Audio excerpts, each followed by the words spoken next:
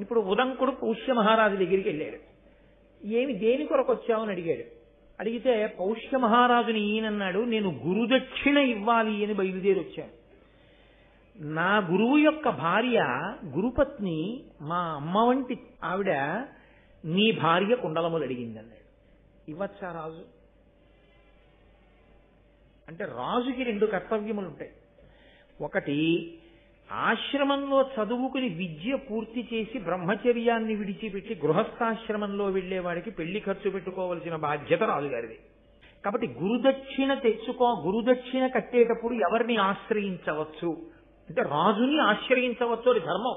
మహాభారతం ధర్మం మాట్లాడుతుంది. కాబట్టి ఇప్పుడు తన భార్య కుండలములే అయినా అది గురుదక్షిణ కొరకు రాజును ఆశ్రయించిన వాడు కాబట్టి రాజుకు ధర్మం రాజుది, తన ధర్మం తాను నెరవేర్చాలి. అందుకని భార్య కుండలములను పట్టికెళ్ళు అని రాజు చెప్పవలసి ఉంటుంది.